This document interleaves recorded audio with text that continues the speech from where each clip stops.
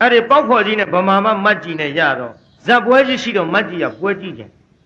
ကိုတရုတ်ကြီးတဲ့ပွဲကြည့်သွားရအောင်တဲ့ငါမလိုက်ချင်ဘူးတဲ့ဟုတ်ပါဘူးတော့လိုက်ခဲ့မလိုက်ချင်ဘူးလို့ပြောနေဟုတ်ပါဘူးတော့လိုက်ခဲ့ပါမတ်ကြီးဆွဲခေါ်တော့တရုတ်ကြီးပါသွား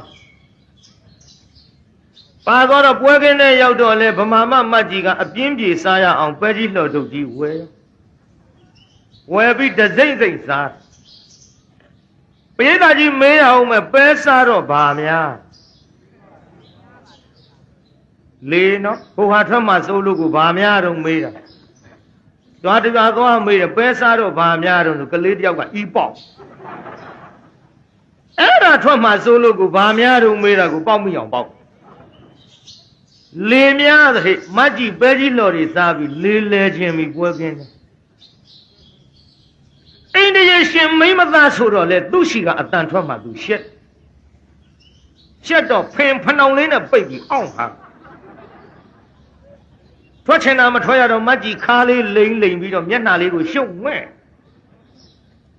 နောက်မတ်ကြီးကဘာဆောင်လို့ဆိုတော့တို့ပန်းမကြီးအတီးဆောင်ပန်းမကြီးကမြည်တာကိုကသူကပန်းမကြီးနဲ့ရောလှော့ဒါမသိပန်းမတီးတဲ့လူရဲ့လက်ကိုကြည့်ရသေးတယ်ချက်ချင်းလွဲနေမှာဆိုလို့နောက်ပန်းမတီးတဲ့လူကလက်ကလေးအမြောက်လိုက်မကြီးကဖနှောင်လေးပြင်ထားတဲ့ဖွင့်မှု